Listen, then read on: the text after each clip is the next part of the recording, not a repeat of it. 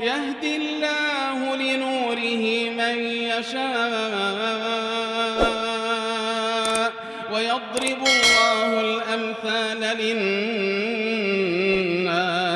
والله بكل شيء عليم. الحمد لله وكفى وسلام على عباده الذين اصطفى أما بعد أعوذ بالله من الشيطان الرجيم بسم الله الرحمن الرحيم شهر رمضان الذي أنزل فيه القرآن سبحان ربك رب العزة عما يصفون وسلام على المرسلين والحمد لله رب العالمين. اللهم صل على سيدنا محمد وعلى آل سيدنا محمد وبارك وسلم. عشق و ادب کے ساتھ آپ لوگ بھی درود پاک پڑھتے رہیں. اللهم صل على سيدنا محمد وعلى آل سيدنا محمد وبارك وسلم. اللهم صل على سيدنا محمد وعلى آل سيدنا محمد وبارك وسلم. سیدنا جناب محمد الرسول اللہ صلی اللہ علیہ وآلہ وسلم نے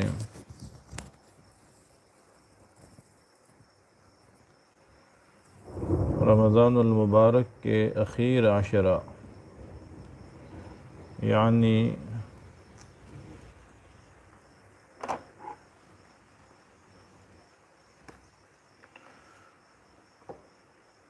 رمضان کے اخیر 10 دنوں کا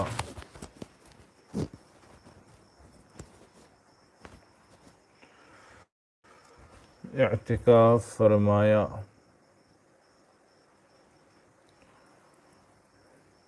بلکہ اس آقا صلی اللہ علیہ وآلہ وسلم کا اخیر عمر ہونے تک اس کی پابندی اور اہتمام کا معمول رہا ہے. بہت غور سے سننا، چونکہ آقا صلی اللہ علیہ وآلہ وسلم نے اہتمام فرمایا ہے، اسی وجہ سے احناف کے نزدیک رمضان کے عشرۂ اخیر کا اعتکاف سنت مؤکدہ ہے.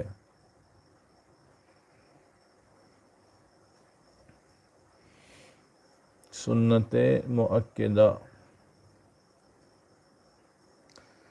ماں عائشہ صدیقہ رضی اللہ تعالی عنہا فرماتی ہے کہ نبی کریم صلی اللہ علیہ وآلہ وسلم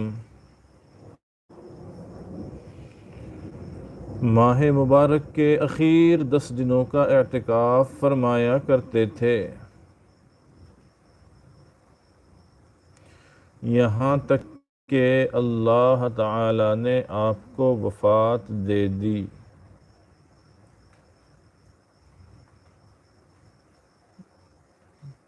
حدیث میں آگے یہ بھی تذکرہ ہے کہ آقا کے پردہ فرمانے کے بعد آپ کی ازواج مطہرات اعتکاف فرمایا کرتی تھیں.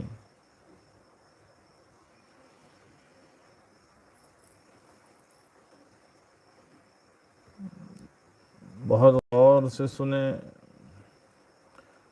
عمل کی نیت سے سنیں.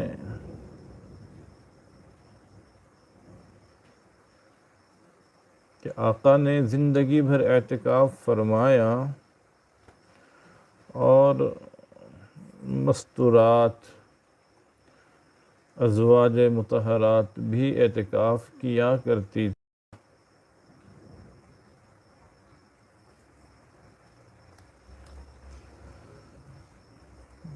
آقا کا چونکہ معمول ہے صلی اللہ علیہ وآلہ وسلم، اور ہم سالک ہیں جی عشق دیوانگی میں آقا کے قدم بقدم چلنے والا سالک کہلاتا ہے۔ سنتوں کو تلاش کر کر کے عمل کرنے والا، سنتوں کو اپنے زندگی کا حصہ بنانے والا، اسی کو تو کہتے ہیں نا سالک، چلنے والا، سنتوں کی راہ، عشق کی راہ۔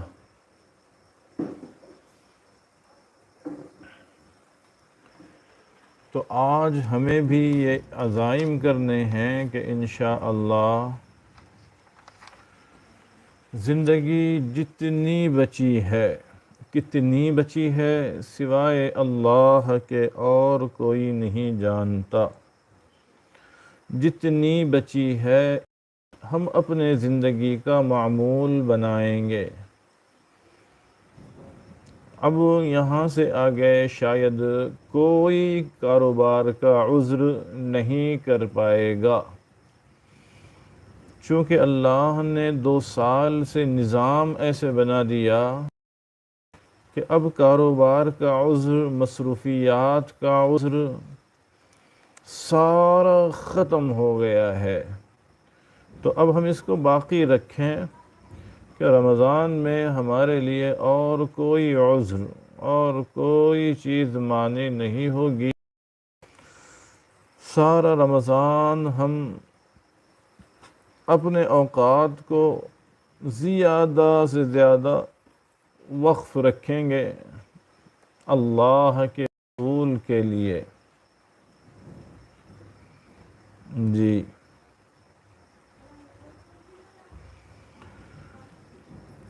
ایک جگہ تذکرہ ہے کہ 1 سال آقا صلی اللہ علیہ وآلہ وسلم نے اعتکاف نہیں فرمایا،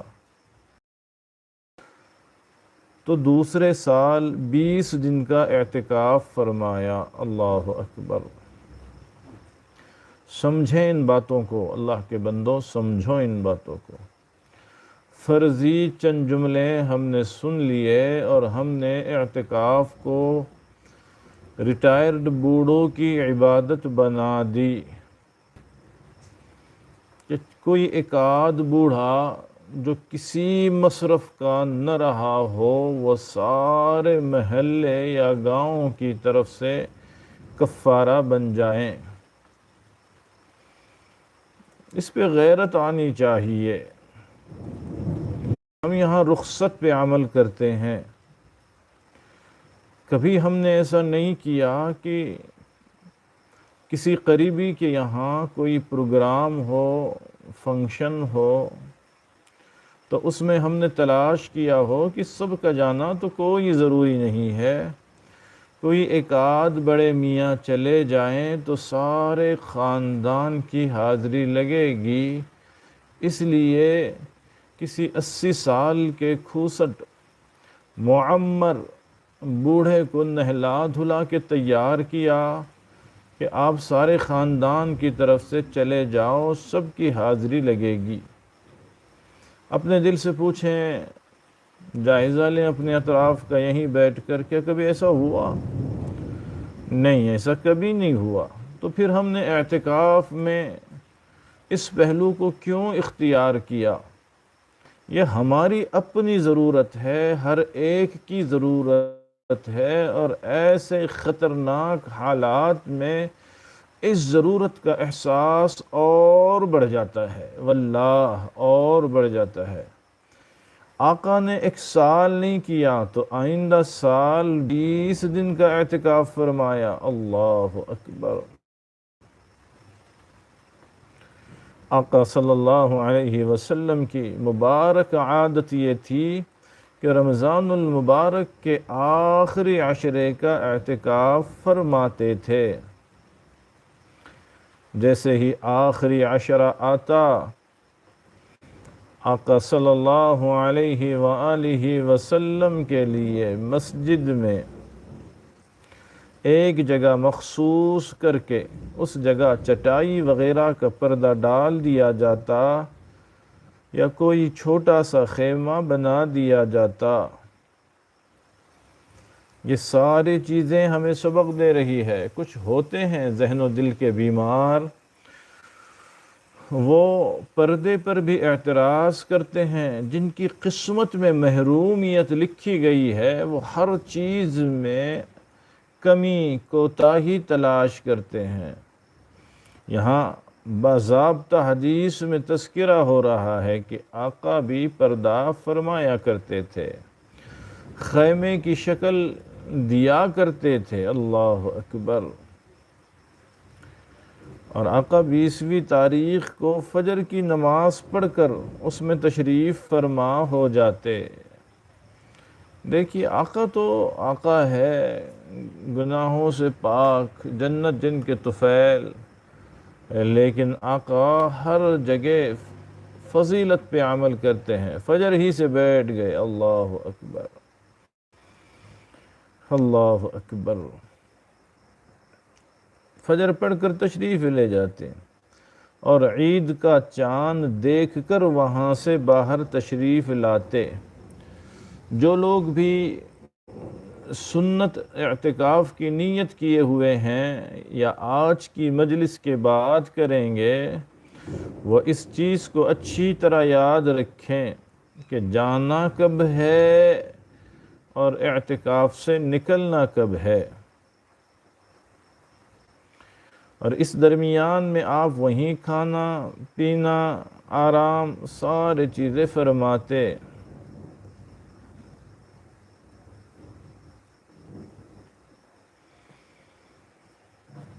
بلا کسی شدید ضرورت کے آپ معتکف سے باہر تشریف نہ لاتے۔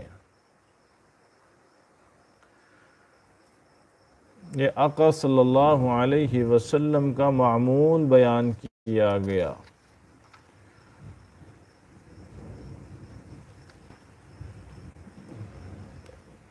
ہمارے اعتکاف بھی بہت قابل رحم ہے، بہت قابل رحم۔ اللہ اکبر۔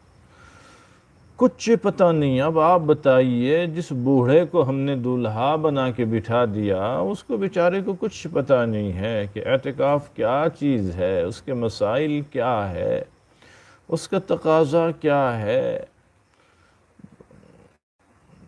اکثر آپ نے دیکھا ہوگا، عاجز نے بھی دیکھا ہے کہ وہ قطعی شریعت کو مد نظر رکھ کر کے نہیں وہاں حاضر ہوتا ہے۔ وہ بیچارہ اپنے آپ دل سے سوچتا ہے اور کرنے لگتا ہے، جس کی وجہ سے فائدہ کم نقصان زیادہ ہوتا ہے۔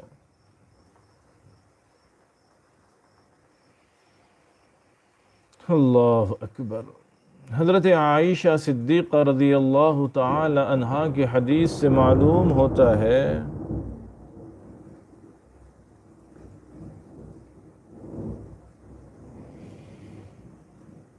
کہ آقا کے جانے کے بعد ازواج مطہرات اعتکاف کا اہتمام فرمایا کرتی تھی۔ وہ کہاں کرتی تھی؟ وہ اپنے حجروں میں اعتکاف فرماتی۔ خواتین کے لیے، عورتوں کے لیے، مستورات کے لیے اعتکاف کی سب سے بہترین جگہ ان کا اپنا گھر ہے، یاد رکھیں۔ اور گھروں میں بھی ایک جگہ مخصوص ہوتی ہے۔ پہلے زمانے میں تو بوڑھیاں بیچاری ایک جگہ مخصوص رکھتی تھی کہ وہیں نماز پڑھتی تھی۔ تو جو جگہ ہمارے گھروں میں مخصوص ہے نماز کے لیے، اسی جگہ کا انتخاب کرنا چاہیے اعتکاف کے لیے عورتوں کو اپنے گھر میں۔ اگر کوئی جگہ مقرر نہیں ہے، سارا گھر پاک ہے، جہاں چاہتی ہیں نماز پڑھ لیتی ہے، تو پھر کوئی مسئلہ نہیں، کوئی ایک جگہ طے کر کے اعتکاف کی نیت سے بیٹھ جائے۔ مرد کو مسجد میں جتنا ثواب ملتا ہے اعتکاف کا، عورت کو اتنا ہی ثواب اپنے گھر میں اللہ عطا فرماتے ہیں۔ اب وہ عورت جو اعتکاف کر رہی ہے اس کے لیے بھی ضروری ہے کہ وہ اپنے شوہر کے ذریعے اس عالم سے جس پر وہ بھروسہ رکھتے ہیں، اعتماد کرتے ہیں، اس سے مسائل پوچھیں کہ گھر میں اعتکاف کروں تو کس طرح سے کروں، کتنے کاموں کی اجازت ہے، کیا کیا کر سکتی ہوں، تو انشاءاللہ رنگ چڑھے گا۔ بغیر ضروری حاجت کے، بغیر بہت ضروری کام کے اس عورت کو بھی اس جگہ سے نہیں نکلنا چاہیے۔ یہ اعتکاف مردوں کے مقابلے میں زیادہ آسان ہے۔ وہ بیچاری حالت اعتکاف میں ہے، بیٹھی ہوئی ہے، اور اپنے گھر کے احباب سے، بیٹیوں سے، بہووں سے گھر کا کام کاج بھی اپنے نگرانی میں کرا سکتی ہے، کرا رہی ہے۔ ماشاءاللہ دیکھیے دونوں کام بہت سہولت سے ہو رہے ہیں۔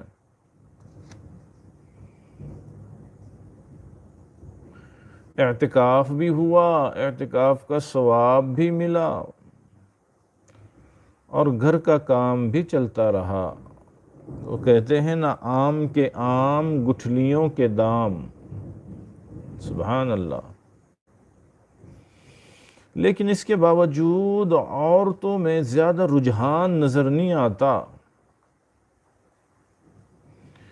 عورتوں کو گھر میں اگر سہولت ہے تو 10 دن اخیر کا عشرہ، چاہے 9 دن میں چاند نظر آئیں، چاہے 10 دن میں، اس کا اہتمام کرنا چاہیے۔ مستورات کو اس کا اہتمام کرنا چاہیے۔ شوہر اگر نہیں بیٹھتا ہے اور اس کی بیوی بیٹھ رہی ہے تو اس اللہ کے بندے کو گھر میں زیادہ وقت دینا چاہیے، اس کا ہاتھ بٹانا چاہیے، اس کو دعاؤں کے لیے خالص کر دینا چاہیے۔ مردوں سے کہہ رہا ہوں میں، جن کی بیویاں بیٹھنا چاہ رہی ہے اور وہ خود نہیں بیٹھ رہے ہیں، اللہ کے لیے رکاوٹ نہ بنے، اللہ کے لیے رکاوٹ نہ بنے، ورنہ بہت ڈر ہے کہ کہیں قیامت کے دن سب سے پہلے ہماری گھر والیاں اللہ کے سامنے ہمارا گریباں پکڑ کے جھنجھوڑیں گی اور اللہ سے شکایت کرے گی، اللہ ساری زندگی نوکرانی بنا کر کے کام لیتا رہا، اللہ پیٹ کی آگ بجھانے میں تو اللہ جسمانی خدمت، گھر والوں کی خدمت نہ کرنے پہ ڈانٹ بھی پڑتی تھی اور مار بھی پڑتی تھی، اور بعض جاہل اور ظالم خلا اور طلاق کی دھمکیاں بھی دے دیتے تھے اللہ، لیکن انہوں نے ہمارے آخرت کی فکر نہیں کی، اللہ انہوں نے افطار کے وقت دعاؤں کا موقع بھی نہیں دیا، اللہ اعتکاف کرنا چاہتی تھی، انہوں نے ہماری مدد نہیں کی۔ اللہ کے بندو، ہماری ساری باتیں دھری رہ جائے گی اور فیصلہ اللہ کی طرف سے کچھ اور آئے گا۔ اللہ میری آپ کی حفاظت فرمائے، اللہ کا واسطہ ہے، مدد کریں، دین کا ماحول بنائیں گھر میں۔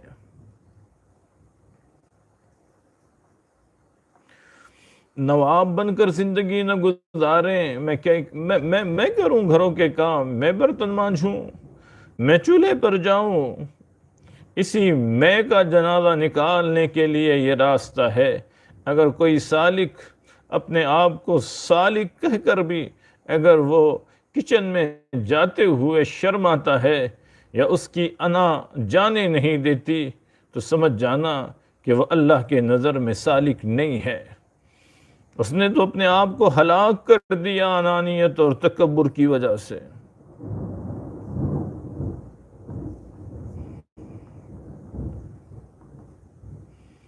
ہم ہی کہتے ہیں ممبروں پہ آقا ہاتھ بٹایا کرتے تھے صلی اللہ علیہ وآلہ وسلم، صلی اللہ علیہ وآلہ وسلم۔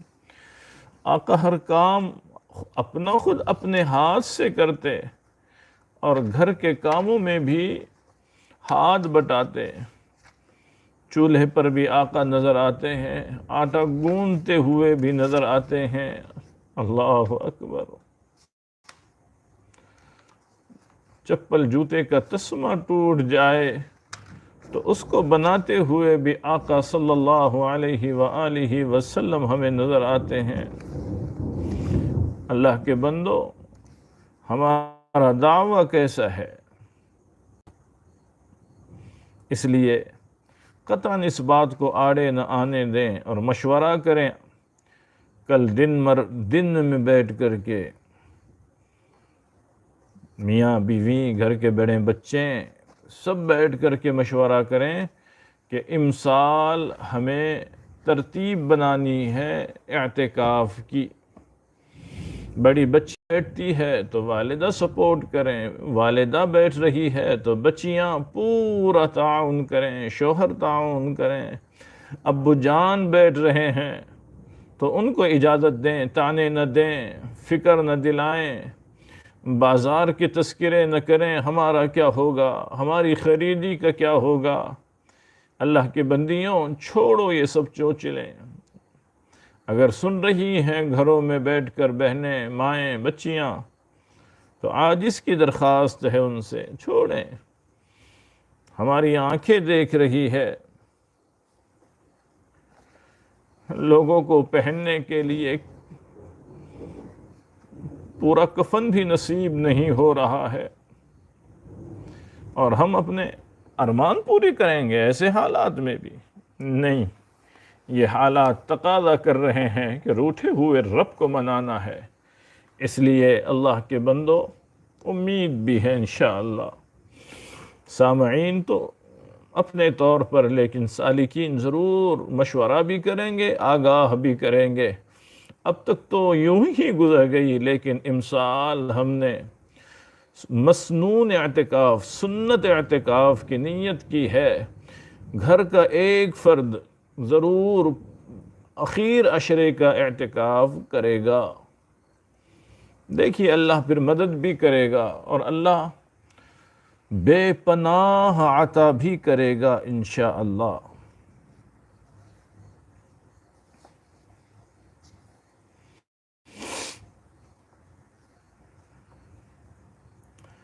صاحب بحر الرائق نے لکھا ہے کہ اعتکاف میں بہت سی خوبیاں اور اچھائیاں ہیں۔ ایک یہ کہ بندہ جو ہے اپنے دل کو دنیا اور دنیا کے کاموں سے فارغ کر کے مولا کریم کی طرف متوجہ ہو جاتا ہے۔ سبحان اللہ۔ ہر وقت دل میں اللہ کی یاد ہوتی ہے، اس کا دھیان ہوتا ہے، گویا ایک طرح سے تمام چیزوں سے ہٹ کٹ کر اللہ تبارک و تعالی سے لو لگائی جاتی ہے، اور مسجد میں بیٹھ جاتا ہے۔ اللہ اکبر۔ مسجد او اللہ کے بندو، مسجد یہ تو ایک مومن کے لیے سب سے مضبوط قلعہ ہے، اور پھر ایسے مضبوط قلعے میں بیٹھ جانا، اللہ اکبر۔ لیکن ہم نے مسجد کو مضبوط قلعہ سمجھا ہی نہیں، بالکل نہیں سمجھا، اللہ معاف کریں۔ کیا سمجھا؟ اس طرف جانے کا بھی وقت نہیں ہے۔ اللہ ہماری ناقدری کو معاف فرمائے۔ اب جب انسان اعتکاف کی نیت سے اتنے مضبوط قلعے میں بیٹھ جائے گا تو بتائیے شیطان کی مجال ہوگی کہ اس کو بہکا کر گناہ کی جگہ پر لے جائے؟ جی، معتکف جو ہوتا ہے، اعتکاف کرنے والا، بظاہر تو ایسا لگتا ہے جیسے کوئی محتاج، فقیر، سائل، بھکاری سب سے بڑے شہنشاہ کے دربار میں، اللہ اکبر، دست سوال دراز کیے آیا ہے، بھیک کا ہاتھ پھیلانے کے لیے آیا ہے، اور یہ سمجھتا بھی ہے، اس کو یقین بھی ہے، جو کچھ مانگوں گا ضرور ملے گا۔ سبحان اللہ۔ وہ مغفرت چاہے گا، اللہ بخشش کر دیں گے۔ اللہ کی ایک نظر کرم، ایک نظر کرم سے گنہگاروں کی دنیا اور آخرت بن جایا کرتی ہے۔ تیری ایک نظر کی بات ہے، میرے زندگی کا سوال ہے۔ وہ اللہ کے بندو، ایک فارسی شاعر نے اپنے دل کو نکال کے رکھا ہے، کہتا ہے پروردگار، ایک نہایت گنہگار بندہ روسیا، اللہ اکبر، جس نے دنیا کا کوئی گناہ نہیں چھوڑا، اللہ اکبر۔ اے پروردگار، ایک نہایت گنہگار روسیاہ بندہ جس نے دنیا کا کوئی گناہ نہیں چھوڑا، آپ کے دروازے پر آیا ہے، آپ معاف فرما دیں، آپ معاف فرما دیں یا پکڑ فرمائیں۔ یہ تو آپ کے در پہ آیا ہے، یہ آپ کے در کے سوا کہیں اور نہیں جائے گا، کیونکہ کوئی اور پناہ کی جگہ ہے ہی نہیں۔ اور میرا اقرار ہے کہ میری طرح اور کوئی رسوا اور ذلیل انسان دنیا میں نہیں ہے، اللہ اکبر۔ او اللہ کے بندو، کبھی اس طرح سے ہم نے اپنے آپ کو ذلیل کیا ہے اللہ کے سامنے؟ کہتا ہے اے کریموں کے کریم، اے کریموں کے کریم بادشاہ، آپ جیسا کرم فرمانے والا بھی تو کوئی نہیں ہے۔ سبحان اللہ۔ یہ انداز ہوتا ہے، یہ انداز ہوتا ہے اللہ کو منانے کا۔ میری جان آپ کی ایک نگاہ لطف کے قربان جائے، ایک مرتبہ پھر مجھ پر ایک نظر کرم فرما دیجئے۔ سبحان اللہ۔ علامہ ابن قیم رحمۃ اللہ علیہ فرماتے ہیں کہ اعتکاف کی روح دل کو اللہ پاک کے ذات کے ساتھ وابستہ کر لینا ہے۔ سبحان اللہ، سبحان اللہ۔ اعتکاف کرنے والے کو چاہیے کہ اپنے تمام خیالات، توجہات کو یکسو کریں، اللہ جل شانہ کی طرف متوجہ ہو جائے۔ سبحان اللہ۔ تاکہ اللہ تعالیٰ کی محبت دل میں سما جائے۔ آمین۔ اللہ کی محبت دل میں سما جائے، مخلوقات کے بجائے اللہ پاک کا انس پیدا ہو جائے۔ اللہ آسان فرمائے۔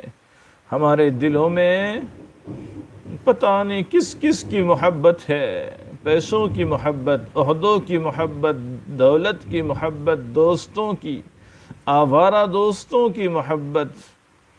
اللہ، محبت کس کی پیدا ہو جائے؟ اللہ کی محبت پیدا ہو جائے۔ کیوں؟ جب وہ اللہ کا انس پیدا ہوگا تو وہ قبر کی وحشت میں کام آئے گا، قبر کی وحشت میں کام آئے گا۔ وہاں رحمت خداوندی کے سوا کوئی مونس و غمخوار نہیں ہوگا، وہاں کوئی ساتھ دینے والا نہیں ہوگا، وہاں تو سب اپنے آپ کی فکر میں دوڑ رہے ہوں گے اور بھاگ رہے ہوں گے۔ اگر ہمارا یہ دل اللہ جل شانہ کی محبت شوق سے بھر جائے تو وہ وقت کس لذت کے ساتھ گزارے گا اس کا ہم اندازہ نہیں کر سکتے، اور اس میں ایک سیکنڈ کا وقت جو گزرے گا اس کے مقابلے میں ساری دنیا کی بادشاہت بھی اگر اس کو دے گے تو وہ قبول نہیں کرے گا اور اسی لمحے کی تمنا کرے گا۔ دل ڈھونڈتا ہے پھر وہی فرصت کے رات دن، بیٹھے رہیں تصور جانا کیے ہوئے۔ سبحان اللہ۔ حضرت معاذ بن جبل رضی اللہ تعالی عنہ فرماتے ہیں کہ سید الکونین جناب رسول اللہ صلی اللہ علیہ وسلم نے فرمایا، بھیڑیا، بکریوں پہ حملہ کرنے والا، وحشی بھیڑیے، دیکھا ہے نا آپ نے، جو بالکل وحشی بھیڑیا ہوتا ہے وہ بکریوں پہ حملہ کرتا ہے، اسی طرح انسان کا بھی ایک بھیڑیا ہے، وحشی بھیڑیا، جسے ہم ابلیس اور شیطان کہتے ہیں۔ جس طرح وحشی بھیڑیا اکیلی بکری جو ریوڑ سے جدا ہو جاتی ہے اس کو اٹھا لے جاتا ہے، اسی طرح یہ شیطان خونخوار بھیڑیا کبھی اس کو خونخوار بھیڑیے سے کم مت سمجھنا، اکیلے انسان کو گمراہ کر دیتا ہے۔ اسی لیے فرمایا کہ جماعت حقہ سے لگ کر رہو، عامت المسلمین سے مل کر رہو، مسجد کے ساتھ رہنا۔ جی، مسجد کی مثال اس باڑے کی طرح ہے جس میں بکریاں آ کر اپنے آپ کو محفوظ سمجھتی ہے، اسی طرح مومن مسجد میں آ کر شیطان کے مکر و فریب سے محفوظ ہو جاتا ہے۔ سبحان اللہ۔ یہ موقع ہے ہمارے لیے اللہ کے بندوں بندیوں کہ ہم مسجد میں آ جائیں، ہم اپنے گھر کی مسجد میں بیٹھ جائیں، پھر کوئی شیطان مردود ملعون خونخوار ہم پر حملہ نہیں کر سکے گا، نہیں بہکا سکے گا۔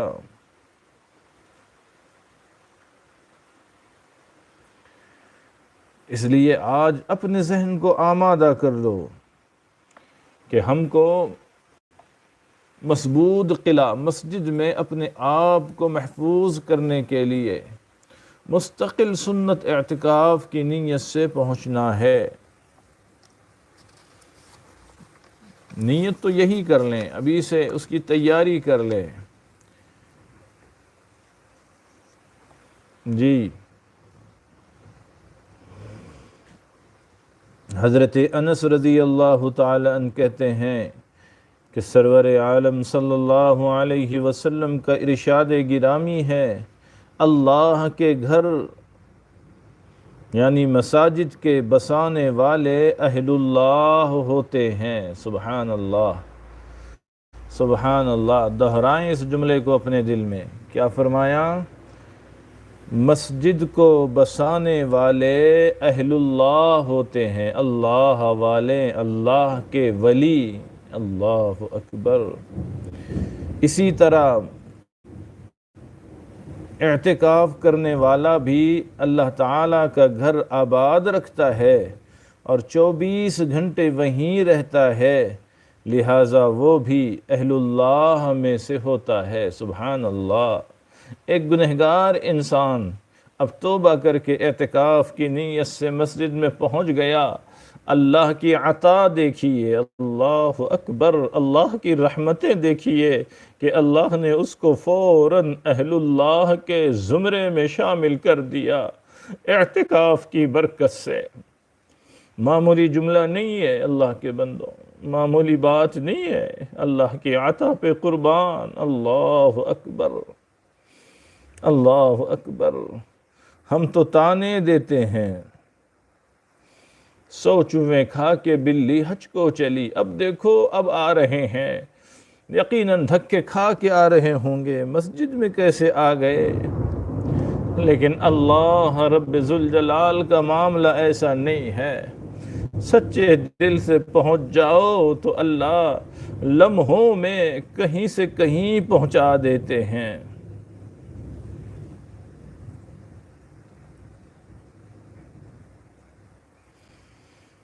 جس طرح پرندہ اپنے گھونسلے میں بسیرا کرتا ہے، اسی طرح معتکف مسجد میں بسیرا کرتا ہے، وہیں کھاتا پیتا ہے، وہیں سوتا ہے، اللہ جل شانہ سے آس لگائے بیٹھا رہتا ہے۔ سبحان اللہ۔ ایک ایک جملے پہ غور کریں۔ معتکف، اعتکاف کرنے والا اللہ سے آس لگا کے بیٹھا رہتا ہے، 24 گھنٹے اللہ کے دربار میں امید لگائے بیٹھا رہتا ہے کہ اللہ جل شانہ ضرور اس کو اور اس کے ماں باپ، اولاد، رشتہ دار، اللہ ان سب کی بخشش کرے گے، اور اللہ آسرا لگانے والے کو محروم نہیں فرماتے۔ اللہ تعالیٰ تو خود ہی اعلان فرماتے ہیں، ہے کوئی معافی مانگنے والا ہم اس کو معاف کر دیں، ہے کوئی مبتلا درد و مرض، اللہ اکبر، ہم اس کو عافیت دے دیں۔ او دنیا والو، ساری دنیا سسک رہی ہے اس وقت، ساری دنیا سسک رہی ہے اس وقت، اور اللہ اعلان فرما رہے ہیں، اللہ اعلان فرما رہے ہیں، ہے کوئی درد و غم مرض میں مبتلا، مانگے ہم سے، آئیں ہمارے پاس، ہم اس کو عافیت دیں گے۔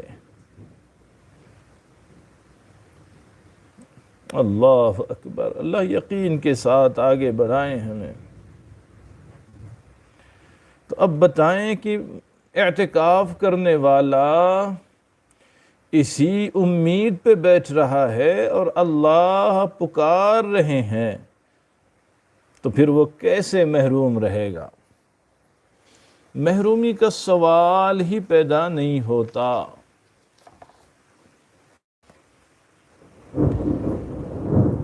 اللہ اکبر۔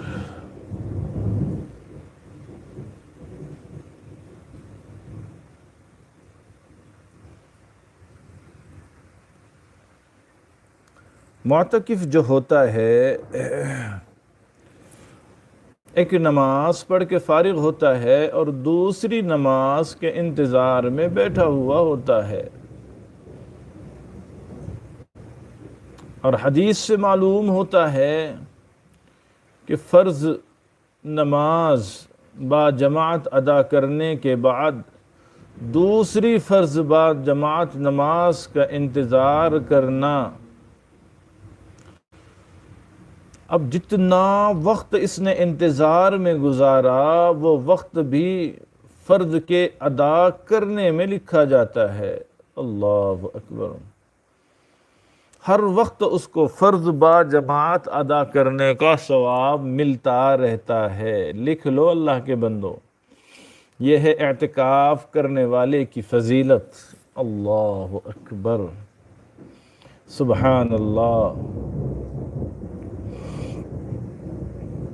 اور رمضان المبارک کی فضیلت تو بہت زیادہ بڑی ہوئی ہے، بہت زیادہ، یہ تو عام دنوں کا معاملہ ہے، رمضان المبارک کی فضیلت کی تو انتہا نہیں ہے۔ اگر ہم ایک موٹا حساب بھی لگا لیں، ظاہری اندازہ بھی کر لیں، کہ اکثر لوگ، اب تو حالات ذرا بند بند سے ہیں، اکثر لوگ اعتکاف جامع مسجد میں کرتے ہیں جہاں ایک رکعت کا ثواب 500 رکعت کے برابر ہوتا ہے۔ سبحان اللہ۔ اسی لیے نماز جمعہ ادا کرنے کے لیے ہم نے اپنے بزرگوں کو دیکھا ہے، وہ شہر کی جامع مسجد کا انتخاب کرتے ہیں،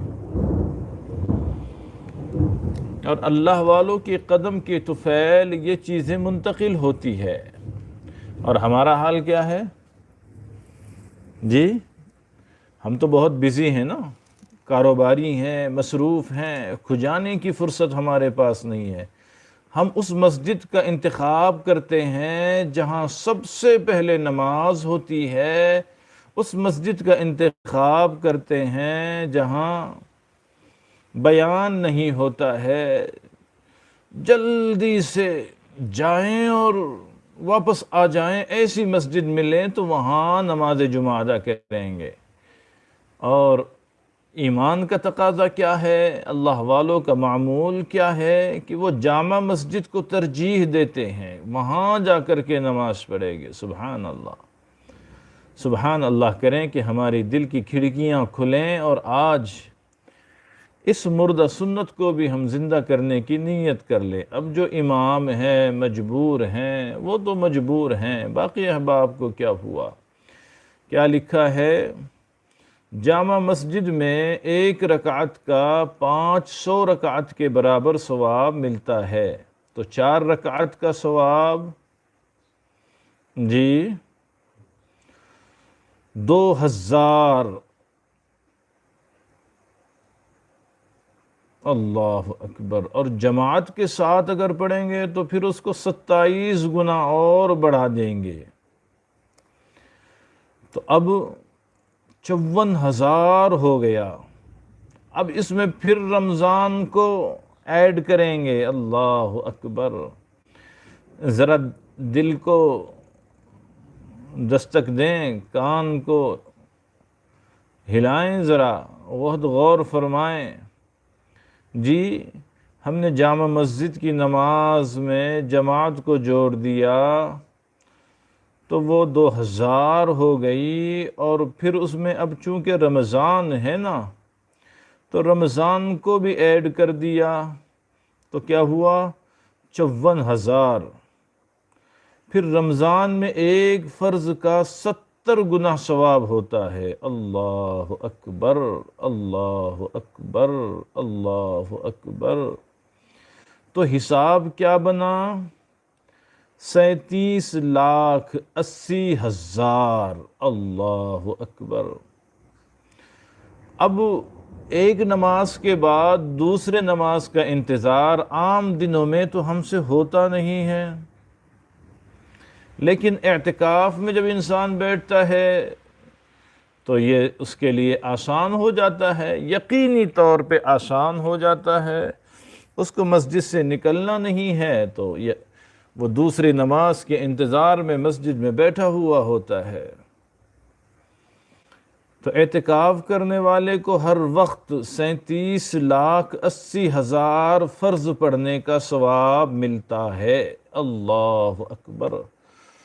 قسم کھا کے کہتا ہوں میں اللہ رب ذوالجلال کی، اگر یہ حساب سمجھ آ گیا ہوگا تو کوئی سننے والا ایسا نہیں ہوگا جو 2 رکعت شکرانہ نہ پڑھے اور اعتکاف کی نیت نہ کریں۔ ایک مرتبہ نہیں ہے تذکرہ یہاں ثواب کے ملنے کا، ہر وقت 9 دن 10 دن میں جتنے لمحے سیکنڈ گزریں گے، دن رات، ہر وقت اس کا میٹر چلتا رہے گا، اور ثواب کیسا ملے گا اس کو؟ اللہ اکبر۔ جی 37,80,000 فرض کے پڑھنے کا ثواب ملتا رہتا ہے۔ اب اس میں تکبیر اولیٰ کو بھی جوڑا جا سکتا ہے۔ یہ جیسے کہتے ہیں نا کہ کسی کے دونوں ہاتھ میں لڈو، بس اعتکاف کرنے والے کا ایسا ہی حال ہے۔ اللہ اکبر، جتنے چیزیں ہو سب اس میں ملاتے جائیں۔ کتنی مرتبہ ہم نے سنا کہ تکبیر اولیٰ کا ثواب دنیا و ما فیہا سے بہتر ہے۔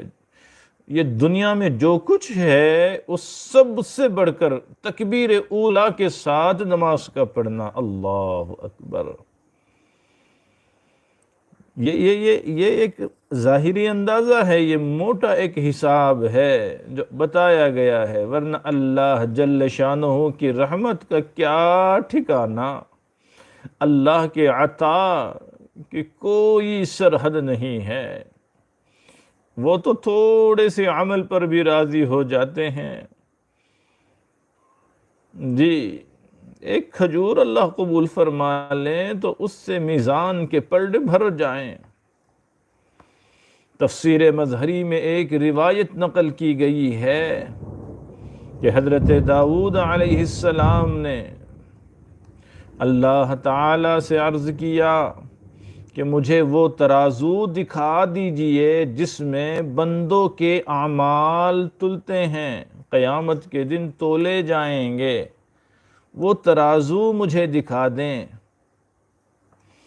جب اس کا ایک پلڑا دکھایا گیا جو اتنا وسیع تھا، اتنا بڑا تھا کہ مشرق و مغرب بھی اس میں آ جائیں۔ اللہ اکبر، اس کو دیکھ کر حضرت داؤد علیہ السلام بے ہوش ہو گئے۔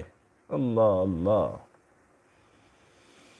اللہ اکبر، جب ہوش آیا عرض کیا، الہ العالمین، اتنے کس بندے کے اعمال ہوں گے جس سے یہ پلڑا بھرے گا؟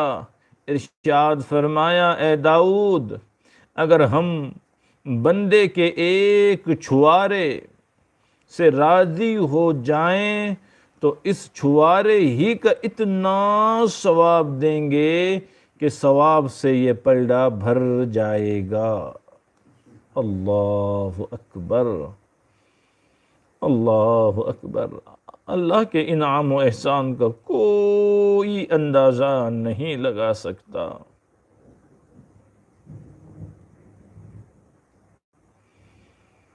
نہیں ممکن ادا ہو حق تیری بندہ نوازی کا، نہیں ممکن ادا ہو حق تیری بندہ نوازی کا، اگر انسان سراپا بھی زبان شکر بن جائے۔ اللہ کی عطا، اللہ اکبر، اللہ اکبر۔ اللہ، ہم بہت غافل ہیں، بہت کمزور ہیں۔ اللہ یقین عطا فرما دیجئے، اللہ جی ہمیں یقین نصیب فرما دیجئے۔ حضرت امامہ رضی اللہ تعالی عنہ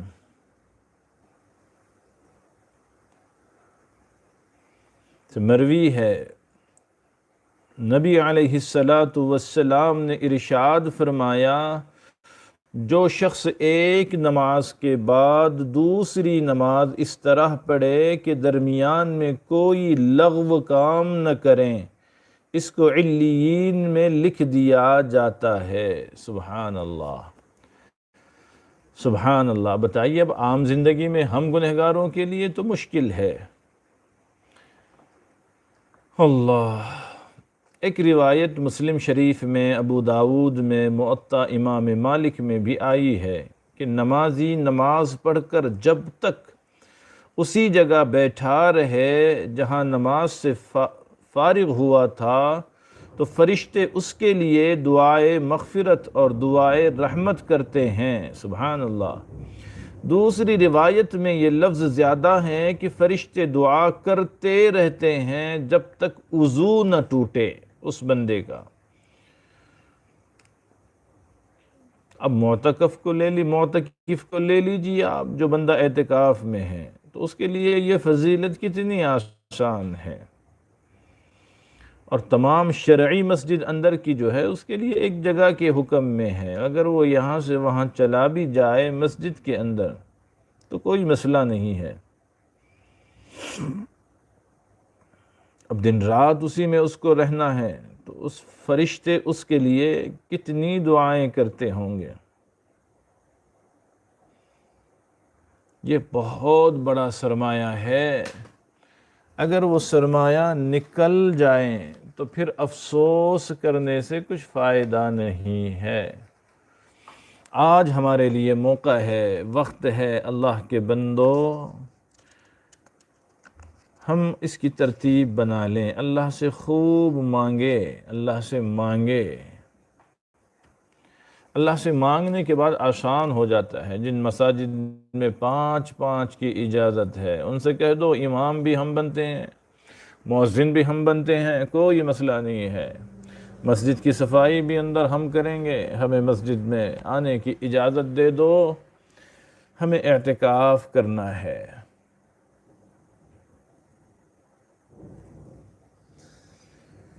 اللہ اکبر۔ آگے سنیں، جن خوش نصیبوں کو حشر کے میدان اور سخت گرمی والے دن میں جب آفتاب 1 میل کے فاصلے پر آ جائے گا اور لوگ پسینہ پسینہ ہو رہے ہوں گے، عرش الہی کے سائے میں جگہ دی جائے گی اور اس کے سائے میں کھڑے ہوں گے، ان میں سے ایک شخص وہ بھی ہے جس کا دل مسجد کے ساتھ اٹکا ہوا ہے، لگا ہوا ہے، وابستہ ہے، جس کا دل یہی چاہتا ہے کہ مسجد میں بیٹھا رہے۔ جیسے مچھلی کو پانی میں چین آتا ہے، اس کو مسجد میں اطمینان رہتا ہے۔ جی، ابو سعید خدری رضی اللہ تعالیٰ عنہ نبی علیہ السلام سے نقل کرتے ہیں، جب تم کسی شخص کو دیکھو کہ اس کو مسجد سے محبت ہو گئی ہے، اس کا دل مسجد ہی میں لگتا ہے، تو تم اس کے ایماندار ہونے کی شہادت دو۔ سبحان اللہ۔ اللہ تعالیٰ بھی فرماتے ہیں کہ اللہ کی مساجد کو وہی لوگ آباد رکھتے ہیں جو اللہ پاک اور روز قیامت پر ایمان لاتے ہیں۔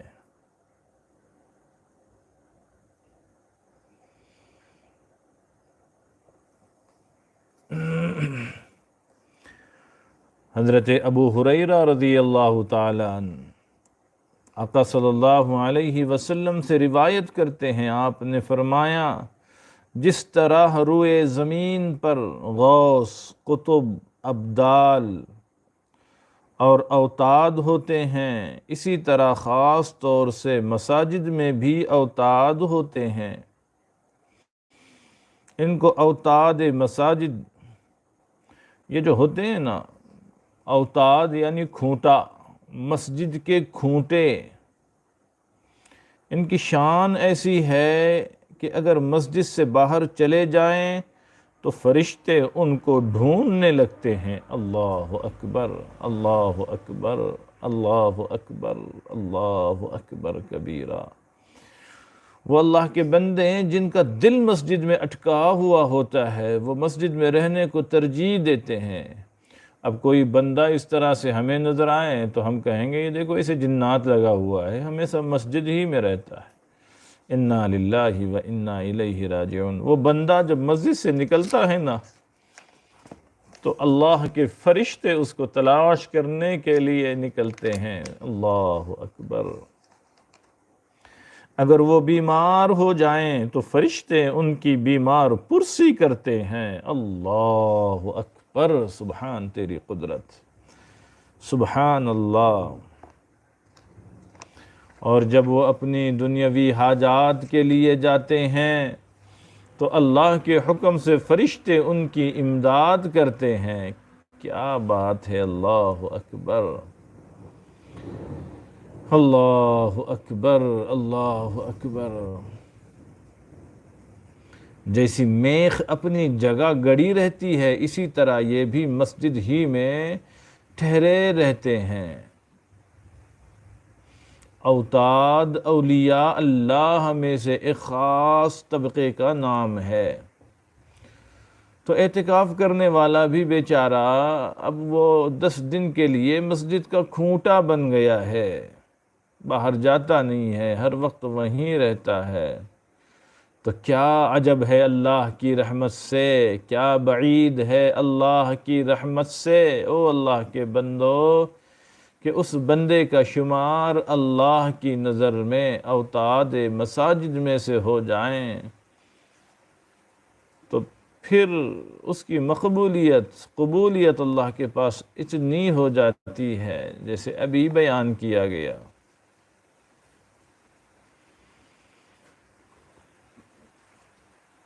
اللہ سے مانگتے رہیں اللہ کے بندو، بغیر مانگے، بغیر کوشش کیے کام نہیں بنتا، تو ہمیں اللہ سے مانگتے رہنا چاہیے، خوب مانگتے رہنا چاہیے۔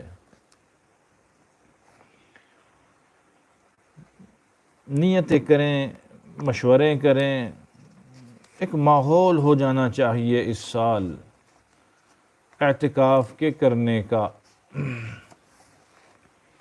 اللہ ہم سب کے لیے مسنون اعتکاف کا کرنا آسان فرمائیں۔ اگر مسنون نہ ہو سکے تو پھر جیسی ترتیب بن سکے وہ ترتیب بنا لی جائے۔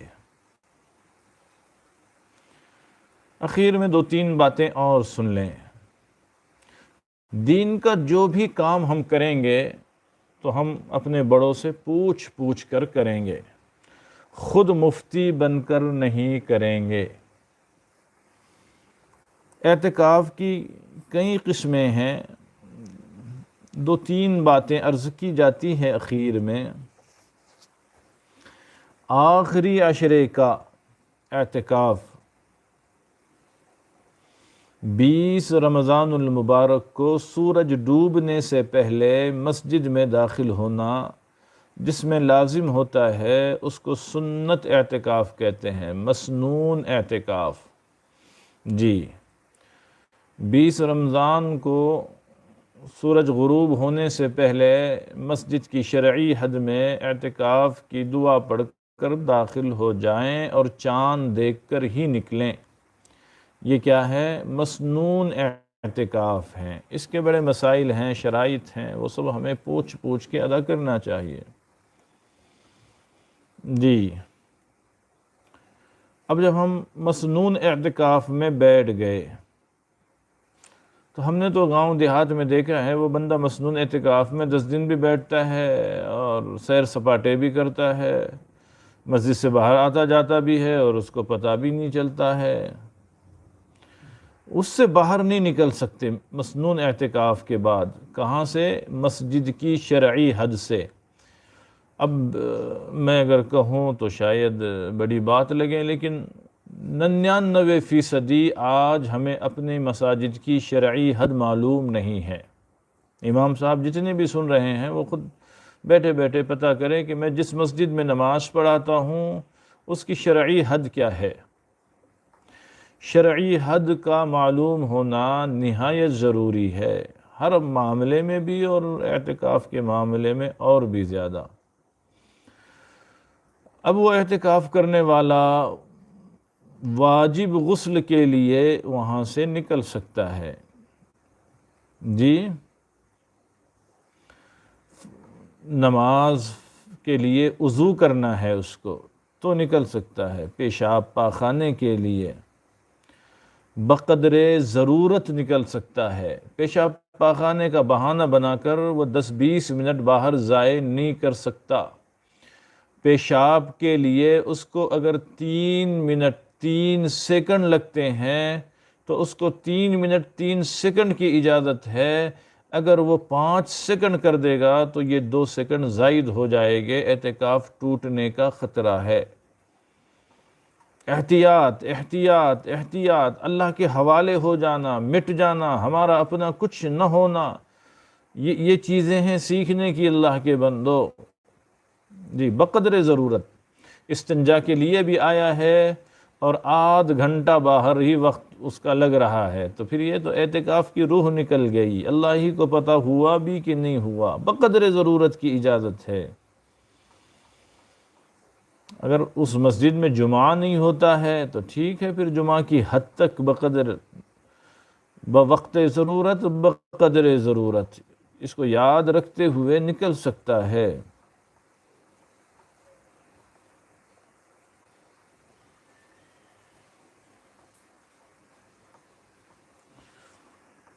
ایک غسل وہ ہوتا ہے جو ٹھنڈک حاصل کرنے کے لیے کیا جاتا ہے۔ جی بہت گرمی ہو رہی ہے، پسینے آ رہے ہیں، بے چینی، چلیں ذرا ٹھنڈا جسم کرتے ہیں، غسل کر کے آتے ہیں، نہاتے ہیں۔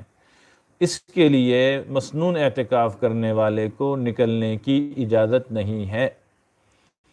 اچھے سے یاد رکھیں،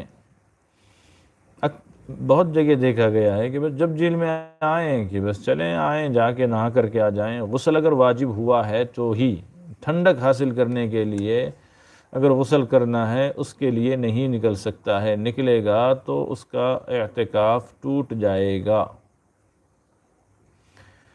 ہاں ایک گنجائش لکھی ہے علماء نے کہ سخت گرمی ہے اور بے چینی ہو رہی ہے اور آپ جو ہے استنجا کے لیے باہر نکلے ہوئے ہیں۔ اب جہاں استنجا کرنا ہے وہیں، جیسے آج سسٹم ہے اٹیچ باتھ روم کا، جہاں استنجا کرنا ہے وہیں حمام ہے، تو استنجا کے لیے آئے ہیں، نہانے کی نیت سے نہیں، نہانے کے لیے نہیں، اور وہیں آپ نے جلدی میں اپنے جسم کو ٹھنڈا کر لیا، پانی جسم پہ ڈال دیا، نہا لیا اور جلدی سے معتکف میں چلے گئے، تو اس کی اجازت ہے۔ نہانے کی نیت سے آپ باہر نہیں نکل سکتے ہیں۔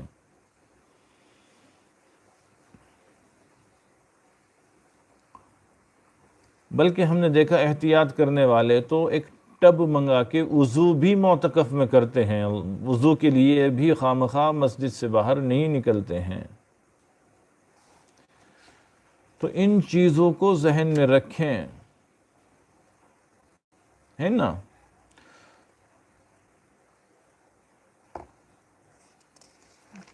اب کوئی بندہ ہے وہ بیڑی پینے کے لیے باہر نکل رہا ہے، جی تو علماء نے لکھا ہے کہ وہ ایسا رسیہ ہے بیڑی کا کہ اس کو بغیر بیڑی کے چین نہیں آئے گا اور بیمار ہونے کا خدشہ ہے، تو پھر بوقت ضرورت مجبوری میں اس کو اجازت ہے کہ مسجد کے باہر آئیں اور چند سیکنڈ میں اپنا کام کر کے واپس چلا جائے۔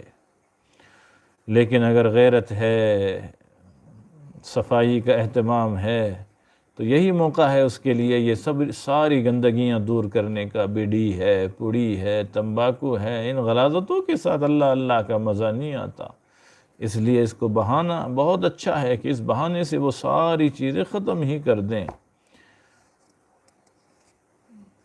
اس کے بہانے سے اعتکاف خراب نہ کریں، بلکہ اعتکاف کے بہانے سے وہ یہ ساری چیزیں ختم کریں۔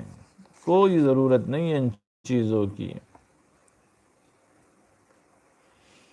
اس لیے اعتکاف کے جو مسائل ہے وہ علماء سے پوچھ کر عمل کریں، اپنے دل سے نہیں، اپنے دل سے قطعی طور پر نہیں کرنا ہے، تو اعتکاف رہے گا۔ اور شرعی حد کی انتہائی قید ضروری ہے، پتہ چلے کہ شرعی حد کہاں ہے، اسی کے اندر رہنا ہے اعتکاف کرنے والوں کو، اس سے باہر وہ آ جا نہیں سکتے، کھانے پینے کے لیے بھی نہیں آ جا سکتے۔ اس کا لحاظ رکھیں۔ اللہ ہم سب کے لیے ان باتوں پر عمل کرنا آسان فرمائے۔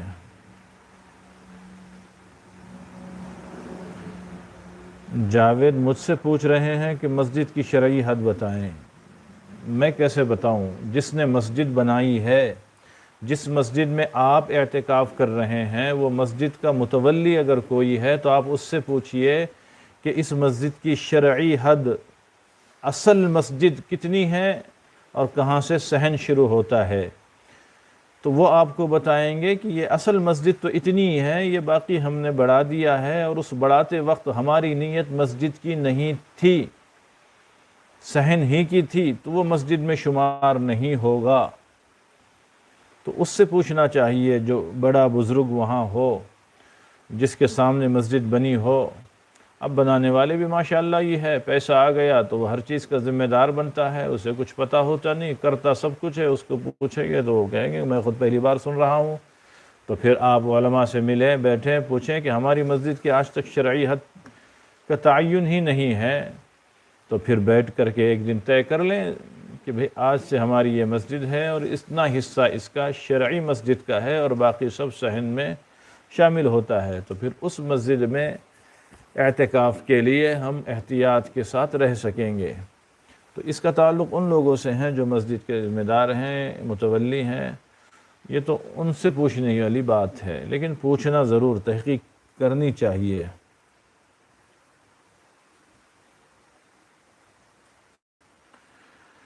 اللہ اکبر۔ توبہ کے کلمات عاجز پڑھائے گا اور اس کے بعد دعا ہوگی،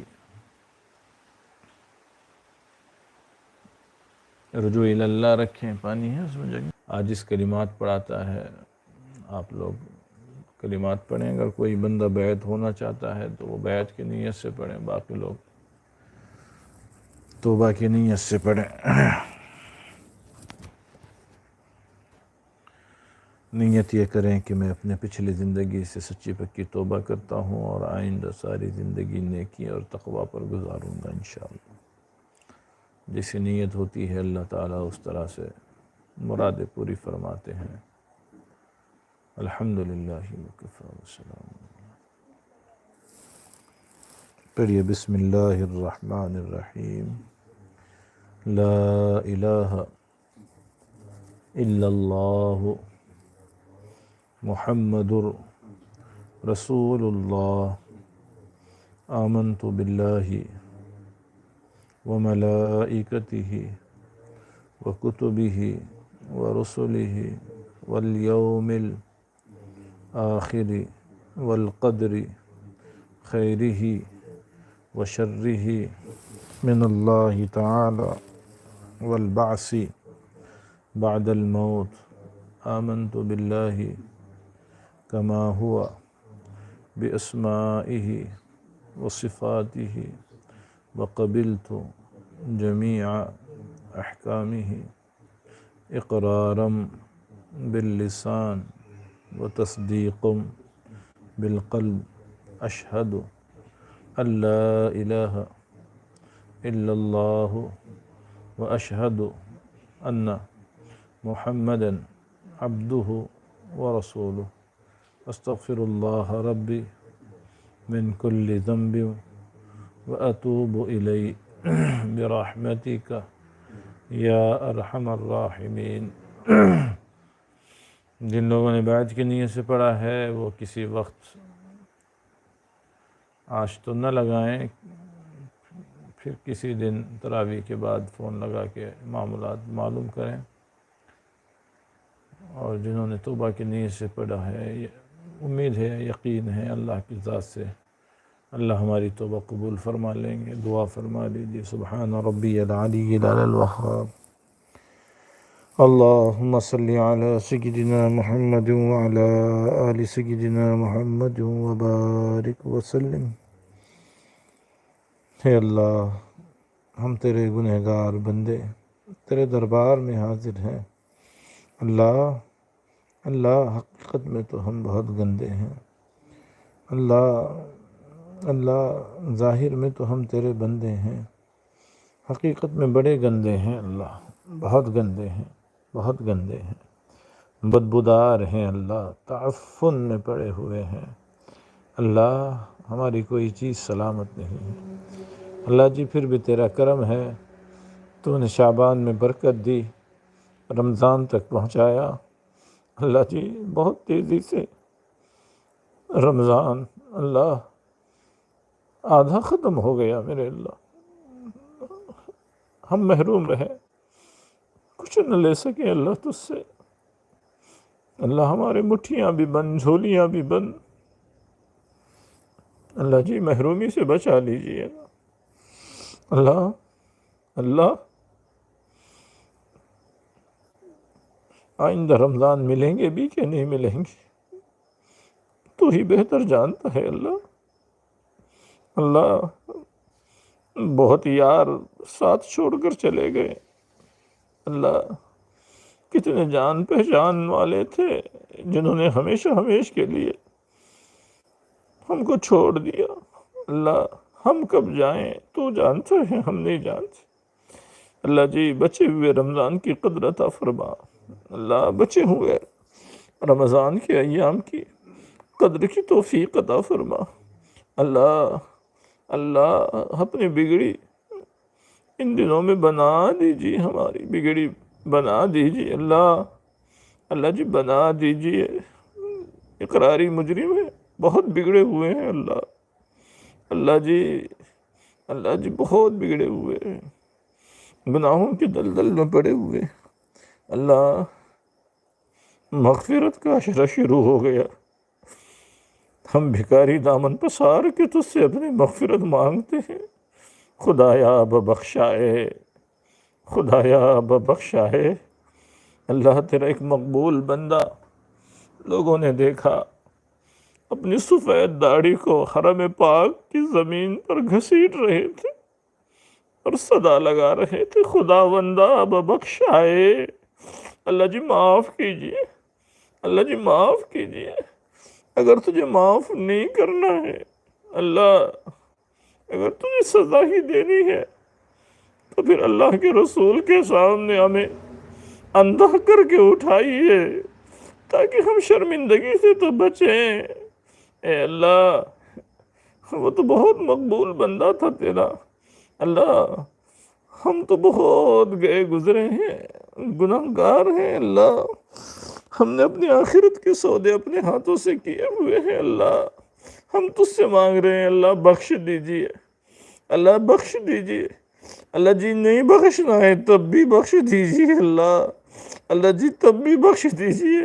اے کریم آقا تو مانگنے والوں کو پسند کرتا ہے، اے اللہ تو مانگنے والوں کو پسند کرتا ہے۔ اللہ ہم مانگ رہے ہیں نا اللہ، ہم بھکاری رمضان کی رات میں اللہ تجھ سے بھیک مانگ رہے ہیں اللہ جی، اللہ جی، اللہ جی معاف کر دیجئے، مغفرت فرما دیجئے، اعلان فرما دیجئے اللہ، مغفرت کا اعلان فرما دیجئے۔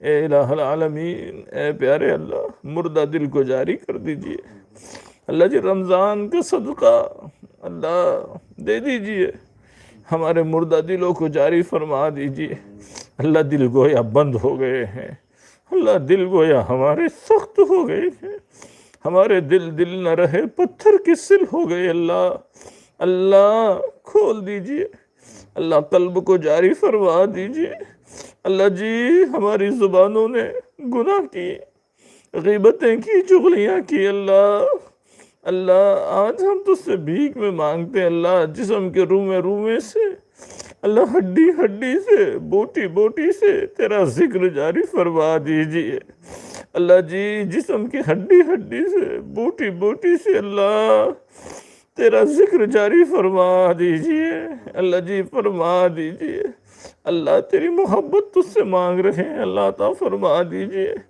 اللہ۔ ہم تو اقراری مجرم ہیں، ہم سے زیادہ بدکار ذلیل گناہ گار اور کوئی نہیں ہوگا اللہ، لیکن ہمارا ایمان ہے اللہ، تجھ سے زیادہ دینے والا بھی کوئی نہیں، تجھ سے زیادہ غفور الرحیم بھی کوئی نہیں اللہ۔ امت کے حال پہ رحم فرما دیجئے اللہ جی، امت کے حال پہ رحم فرما دیجئے اللہ۔ امت اللہ اور برداشت نہیں کر سکتی اللہ، ہم بہت کمزور ہیں اللہ، حالات کو بدل دیجئے اللہ جی، حالات کو بدل دیجئے اللہ، اللہ رمضان کا واسطہ اللہ، رمضان کے مقبول راتوں کا واسطہ اللہ، تجھے تیرے نام کا واسطہ، اے اللہ تجھے اس میں ذات کا واسطہ اللہ جی، یہ ڈرے ڈرے سہمے سجدے اللہ اچھے نہیں لگتے اللہ، یہ ڈنڈوں کے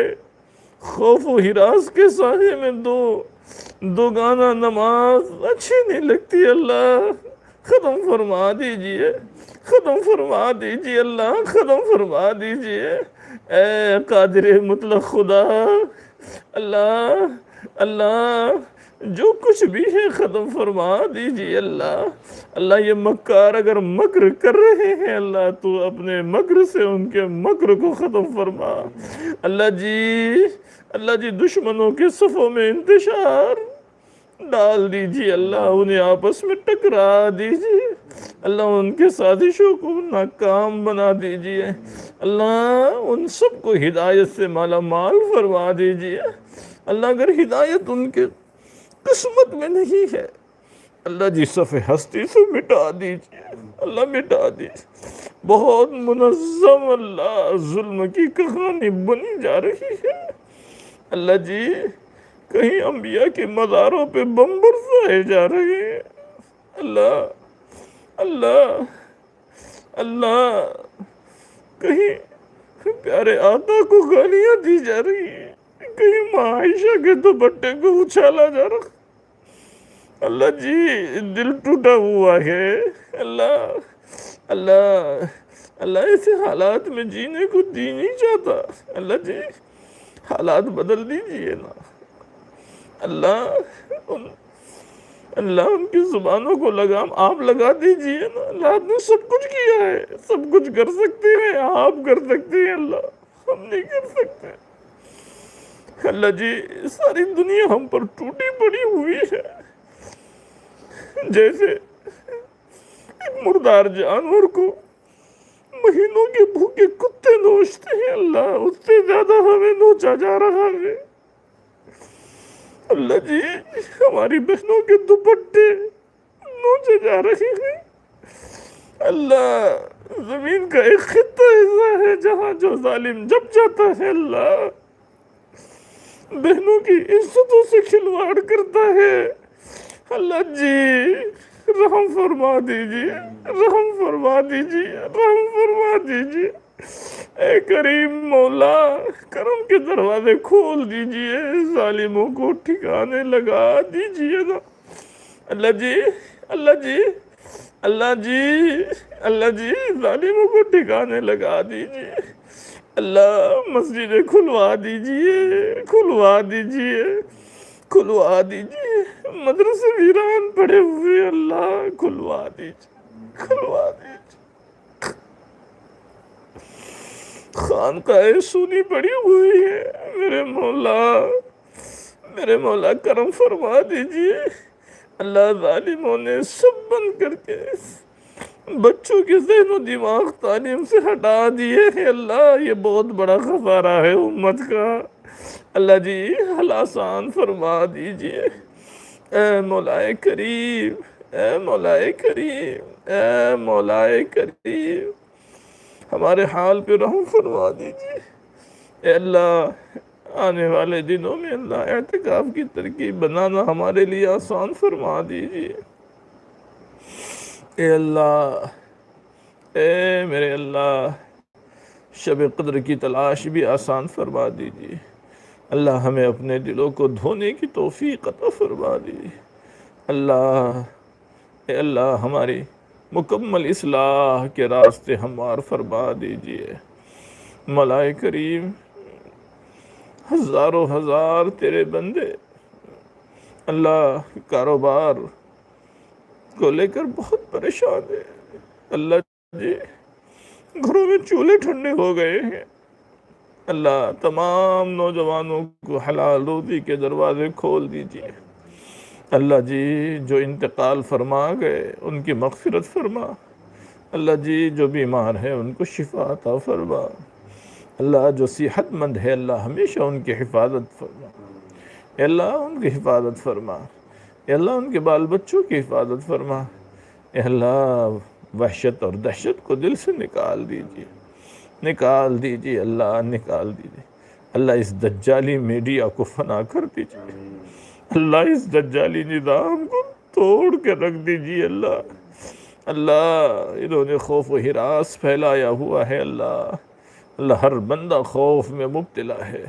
اللہ، اس خوف ہراس کے ماحول کو ختم فرما دیجیے اے بار الہ، ہمارے والدین کو بھی صحت تندرستی عافیت نصیب فرما اللہ، عافیت کے ساتھ ان کا سایہ تا دیر ہمارے سروں پہ قائم دائم فرما اے اللہ ہمارے بچوں کو مرتد ہونے سے بچا، اللہ عقیدے کی پختگی نصیب فرما، بے حیائی کے دلدل سے بچا لیجئے، اے اللہ جو مانگا عطا فرما دیجئے، اللہ جی جو رہ گیا اپنے قدرت سے نصیب فرما دیجئے۔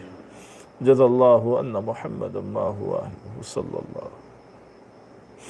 صلی اللہ تعالی علی خیر خلق نور عرشی محمد برحمتک یا رحمت الرحیم۔